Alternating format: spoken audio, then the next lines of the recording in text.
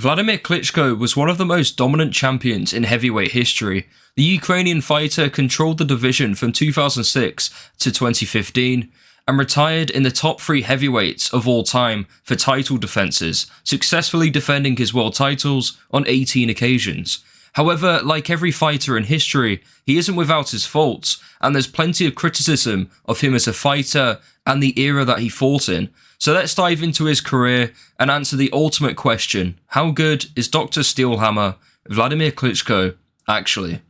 Klitschko had an outstanding amateur career, winning silver and gold medals in various junior tournaments, and this culminated in his gold medal win at the Atlanta 1996 Olympic Games. Klitschko retired from the amateur game with a final record of 134 wins and only 6 losses. In 1996, Klitschko turned over into the professional ranks and began fighting on cards alongside his brother, Vitaly. Klitschko would make a smooth transition into the professional game, winning his first 21 fights and only going the distance on 1 occasion.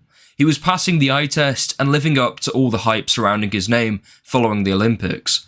However, he would soon be met with his first real resistance, which came against American fighter Steve Pennell. Klitschko would be dropped heavily for the first time as an amateur or professional, but managed to rally back and stop Pennell in round 2. For the very first time, Klitschko was made to look vulnerable. And only 3 months later, Klitschko would yet again find himself in a crisis moment. For the first time in his professional career, he would be fighting in his homeland of Ukraine, and would be taking on Ross Purity. Purity did what Klitschko's past 24 opponents couldn't do, and that was to drag him into deep waters, as Klitschko, at the time, hadn't gone past 8 rounds. Klitschko started the fight well in the early rounds, using his fantastic jab and combinations to control the fight. He would continue to dominate into the middle rounds, as he would be the more active fighter and would consistently land punches from head and body. But the tough Purity was able to absorb the punches for the most part, and the momentum of the fight would change as Klitschko started to fatigue, which allowed Purity to get back into the fight. And in round 10, Purity would take advantage of the fatigued Klitschko and would swarm all over him, landing right hands and uppercuts, which put Klitschko off balance as he slipped over onto the canvas. Purity wouldn't let him off, as he would throw everything but the kitchen sink at him and eventually would put him down. The round was near enough over and Klitschko managed to get to round 11, but at this point the writing was on the wall and Klitschko was unable to defend himself, which forced his own coach to step into the ring and stop the fight. This was a huge setback for Klitschko, but at only 22 years old, he had plenty of time to recover. This fight taught him a valuable lesson that he needed to pace himself correctly in a fight. Following the loss, Klitschko would obliterate his next 10 opponents, most notably beating world title challenger Axel Schulz for the vacant European title, stopping him in round 8, and also demolishing Monty Barrett, dropping Barrett 5 times to win by TKO in round 7. These wins would set up Klitschko for his first shot at a world title, facing then WBO champion Chris Bird. Other than this being a world title fight, this fight was also very significant for Klitschko on a personal level, as just 6 months earlier, Bird beat Vitaly to gain this title. Klitschko, as is common in his fights, would dominate early, using his superior reach and jab to control the fight. Bird was a very elusive target and managed to avoid many power shots from Klitschko and used his speed to counterpunch effectively. He had fought as low as 160 in his career, and he made sure to use that speed and mobility to his advantage. His elusive strategy was paying off in the fight. His fast hands and moving in and out of range were causing Klitschko problems as he struggled to land significant punches. Klitschko's relentless energy finally paid off though, as he knocked down Bird in the 9th round, following a powerful right hand that sent the American down. Bird would get up and see out the next few rounds, but it would continue to be a punishing fight for him, as in round 11, Klitschko yet again caught him with a big right hand that had him wobbled, which he would then follow up with a combination to put Bird down. Klitschko would continue to dominate the fight and win by unanimous decision. At only 24 years old, Klitschko was now a world champion and had the opportunity to reign supreme for a long time. Klitschko would make 5 successful defences of his new WBO world title, stopping every single one of them, most notably beating former world champion Ray Mercer. However, his title reign would be cut short as Klitschko would suffer a disastrous defeat against a very talented South African fighter, Corey Sanders. Sanders was a powerful, fast and dangerous southpaw who carried formidable knockout power in his straight left hand. He would find a home for that left hand in the very first round, which put Klitschko down heavily. Klitschko was seriously hurt and took his time to get back onto his feet, but immediately after he got back up, Sanders would overwhelm him with fast combinations and he was sent straight back down to the canvas. Round 2 wouldn't fare much better for the Ukrainian. He was still dazed and confused following the first round, and Sanders would immediately put him down at the start of the round, dropping him with a flush straight left hand. Sanders would continue to swarm all over Klitschko until eventually the referee jumped in and called the fight off. Following this defeat, Klitschko knew he had to make a drastic change in his camp and would opt for a different head trainer, turning to the services of the late great Emanuel Steward. Emanuel had helped Lennox Lewis recover from 2 knockout defeats, and he had also worked with the brilliant Evander Holyfield, so it was a perfect career move for Klitschko. However, it wouldn't be a quick fix, as their first fight together showed that Klitschko would require a lot of work to fix his mental fragility. Klitschko would be taking on the hard-punching American Lamont Brewster for the vacant WBO world title. Klitschko started the fight well, using his fantastic left hook of his effectively. Brewster was unable to get close to Klitschko, as each time he tried closing the range, he would be met with jabs and left hooks, which kept him off balance. Klitschko would continue to control the fight in rounds 2 and 3, controlling the range and the pace of the fight, using his long jab to keep the shorter fighter at bay. It was a professional boxing display from Klitschko, and it was clear already that Emanuel was having a positive effect on him. In round 4, he would drop Brewster heavily with a flush right hand. However, Brewster was far from being done, as in round 5, he would change the tide of the fight in spectacular fashion, landing a series of powerful hooks which had Klitschko in all types of trouble, eventually receiving a standing 8 count by the referee. Klitschko was all over the place, still dazed and confused, and was unable to put up much resistance. He was put down once again after the bell rang for the end of the round, but it was clear that Klitschko had nothing left. As he slowly got back up, the referee stopped the fight. This loss was so damaging to Klitschko's reputation and his overall career prospects. Many pundits and fans thought he was finished in the sport, with many of Klitschko's own team members having their doubts. Even his own brother Vitaly was advising him to retire from the sport. However, Klitschko would block out the noise and would remain determined to fulfill his potential and would continue his career. He would get 2 straightforward wins before getting back in a major fight, as he would be taking on the young undefeated contender Samuel Peter in an IBF and WBO title eliminator.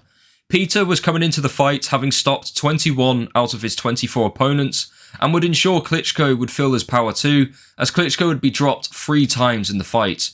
Peter was on the front foot all night, looking to land that one big shot, which he eventually found in round 5 as he caught Klitschko on the back of the head with a right hand.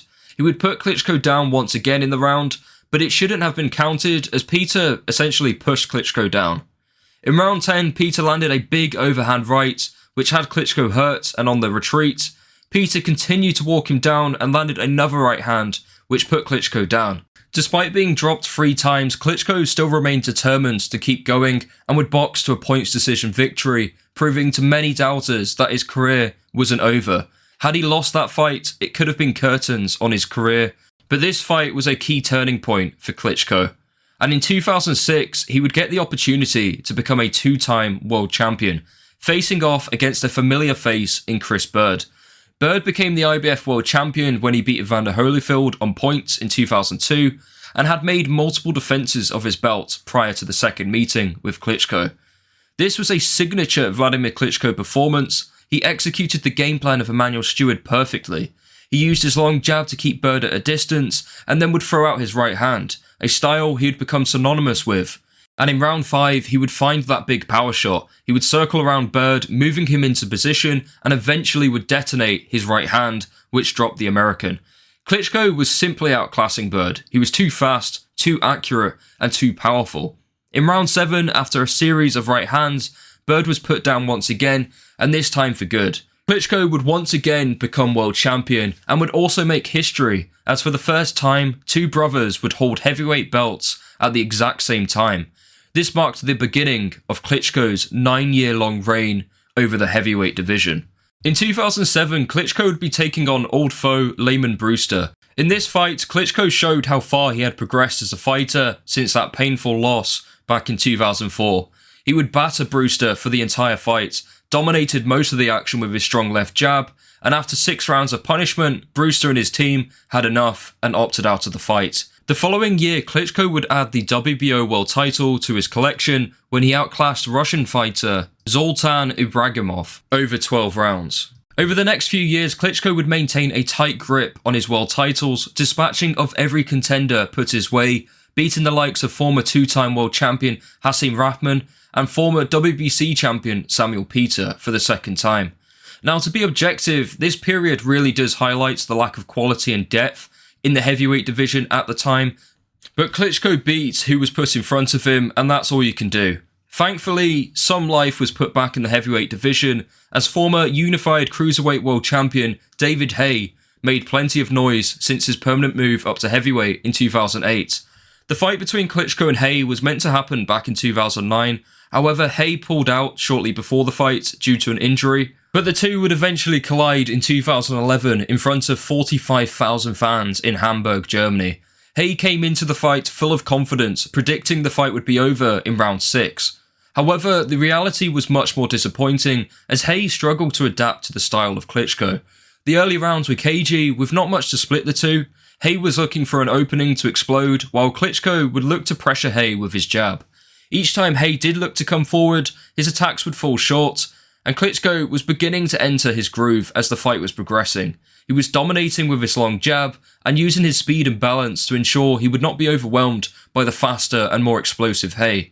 Haye did sting Klitschko a couple times, most notably in round 12 where he landed a solid right hand, but ultimately he didn't do enough to be in the conversation of winning the fight. The fight was a routine win for Klitschko. It wasn't the explosive battle many were hoping for. Instead, it was an efficient boxing display, and Klitschko would win by unanimous decision. Now, I could not talk about this fight and not mention the infamous toe excuse from Haye. Haye, after the fight, protested he had a broken toe 3 weeks before the fight, which didn't go down well with fans, to say the least. Now, to be objective, yes, a broken toe is a genuine excuse. That type of injury would hinder your performance. However, considering Haye was trash-talking Klitschko throughout the build-up to the fight, the excuse just didn't wash with the majority of boxing fans. Klitschko was at the peak of his powers and would continue to add to his already impressive amount of world title defences when he got his 50th knockout win by stopping former cruiserweight world champion Jean-Marc Mormec in the 4th round. Unfortunately, tragedy struck as around this time Emanuel Steward was struggling with his health, and 7 months on from the Mormec fight, he would sadly pass away. Klitschko's father also passed away only 5 months after the David Haye fight, so in a short period of time, Klitschko had lost the 2 most important figures, not only in his boxing career, but in his life. Emanuel was known for being much more than a boxing trainer to Klitschko. He was a mentor. However, he did have a very talented successor waiting in the wings in Jonathan Banks, who, following the passing of Emanuel Steward, would become the head trainer of Klitschko moving forward.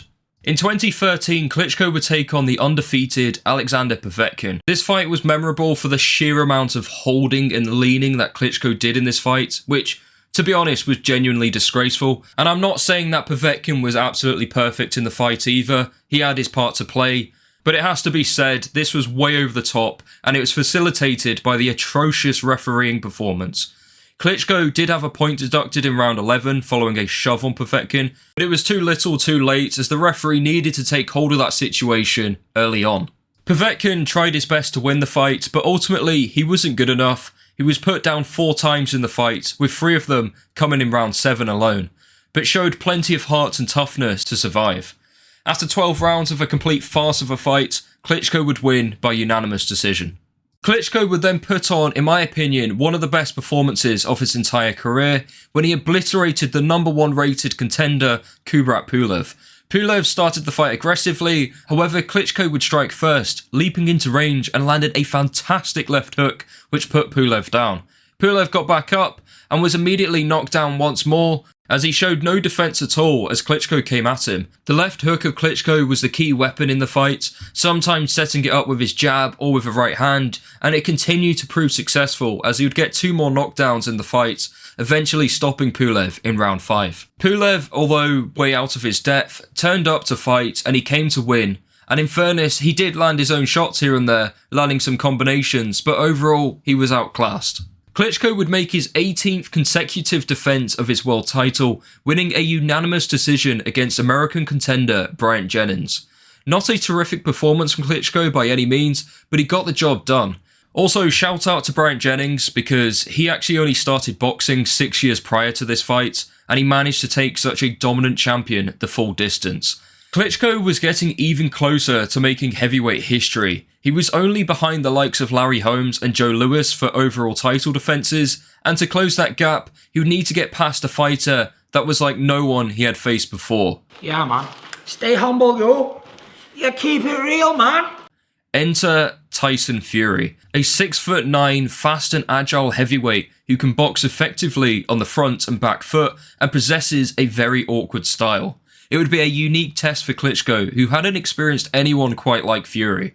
What was also different to many of Klitschko's previous fights is the fact that he wasn't the bigger man in this fight. The sheer stature of Klitschko allowed him to impose himself onto his opponents, but he wasn't able to do that against Fury. For their encounter in the ring, the first battle the two would engage in was the War of Words, which Fury would win comfortably.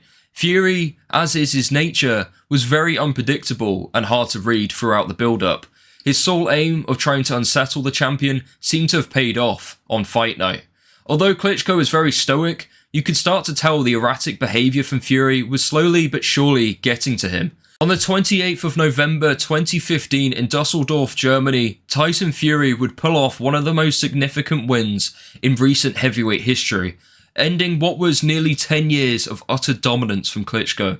Fury would execute the perfect game plan. From the very start of the fight, he was straight on the back foot, throwing out plenty of feints and constantly offsetting Klitschko, which made it hard for him to get into any sort of rhythm.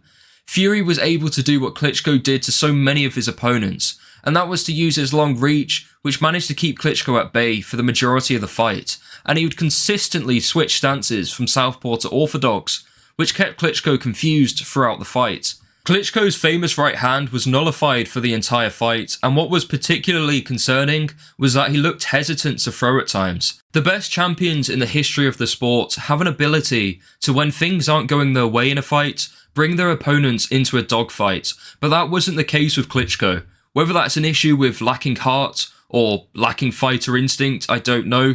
But as the fight drew to a close, it was clear that Klitschko was miles behind. The ring generalship and overall activity from Fury was keeping him in complete control. Klitschko did start to be more aggressive in round 12, sensing that the fight was slipping away from him, but it was too little too late, and Fury would deservedly win by unanimous decision. This loss marked the end of what was an outstanding near 10-year reign from Klitschko, and would be the beginning of a new era for the heavyweight division. There was a rematch clause in the contract which Klitschko went ahead with, however the fight never occurred due to a multitude of different issues from Fury's side, with injuries, testing positive for banned substances, to eventually suffering mental health issues, which cancelled the idea of the rematch entirely. So instead, Klitschko would get an even bigger fight, agreeing to fight the IBF World Champion Anthony Joshua, with the WBA and IBO titles also on the line. In front of a packed 90,000 Wembley Stadium, the two would engage in a dramatic and thrilling fight that saw both men hit the deck in what was a war of attrition. However, the early rounds were the complete opposite, as both men were wary of each other's explosive power, which resulted in a cagey affair. Klitschko was the one on the front foot, trying to offset the much faster and more powerful AJ by using his long jabs and feints. Round 4 is where the fight really started to begin to open up. Klitschko immediately landed a solid right hand in the opening few seconds, which gained AJ's respect. AJ would get his own success in the round, pressuring Klitschko with a flurry of hooks to head and body. Round 5 saw the most dramatic moment of the fight, as AJ would come out of his corner like a raging bull, immediately going on all-out attack on Klitschko. He landed a left hook which put Klitschko on the back foot, and he followed up with another big left hand. Klitschko tried desperately to hold and tie up AJ, but it wouldn't work as AJ would throw a barrage of punches. The biggest shot of the round came shortly after as AJ would land a massive left hand which caught Klitschko flush on the chin and had him stunned, as he followed up with a left-right combination which eventually put Klitschko down. With all the energy spent trying to get Klitschko out of there, AJ began to drastically fatigue, which opened the door for Klitschko to get back into the fight. The two would continue to exchange massive shots until the end of the round, but it seems that the momentum was shifting in Klitschko's favour, which was proven in round 6, where Klitschko would have his best moment of the entire fight, introducing AJ to his famous right hand, which sat the young champion down. AJ got back up, but was still dazed and confused, and although Klitschko has always been a very patient and controlled finisher, I felt he should have seized the opportunity more, as AJ was just a few shots away from being stopped in my opinion. At the start of round 11, the fight was near enough even, however AJ would ensure that any doubt was put to rest, and he put on an absolute beating on the former champion. AJ started fast and got success straight away, landing a right hand, which had Klitschko in massive trouble, and for the rest of the round the veteran would be forced to use all of his experience to survive the incoming onslaught. AJ would then land the punch of the night in my opinion, when he landed a gigantic uppercut which somehow Klitschko would manage to stay up from, but he would eventually be put down following a big left hand and a right from AJ.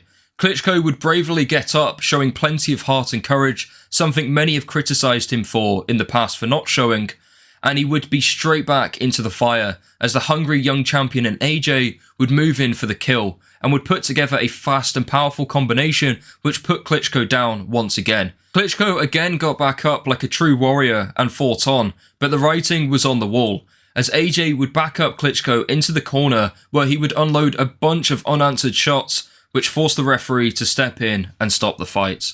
This would ultimately be the final fight of Klitschko's more than 20-year-long career, and it was an outstanding way to go for a 41-year-old Klitschko to put on a fantastic performance against a young and explosive champion in AJ is actually incredible. He showed bags of heart and courage, great stamina, and made the fight competitive in every single round, and if anything, this loss actually made Klitschko's legacy even greater. On the 3rd of August 2017, Klitschko announced on his social media that he was retiring from the sport. So with all that said, how good was Wladimir Klitschko actually? Over a more than 20-year-long professional career, Klitschko retired as one of the most dominant heavyweight champions in the history of the division, sitting in 3rd for total title defences with 18, and would unify the division, winning the WBA, WBO, IBF and IBO titles. Many, when talking about the Klitschko era, tend to label it as boring and weak, and while there's credibility in those arguments, as this era of heavyweight boxing was riddled with aging former champions and weak contenders, you can only beat who is in front of you, and Klitschko did that. He had a very efficient style which some didn't like, the whole jab and grab style, but it was a very effective style to win. I feel another reason some fans tend to label the era as boring is the personality of the Klitschko brothers themselves. They tend to be very stoic and reserved, and due to them not being native English speakers, it can be hard to connect to some Western fans. But whatever your takes are, there's no denying the ability of Klitschko. He had great balance for a big man, was very athletic, and had great technique. He also had a dominant jab and punishing power, with his left hook being very underrated, being equally as destructive as his right hand. But anyway, let me know what you make of Klitschko as a fighter, and what fighter would you like me to cover next?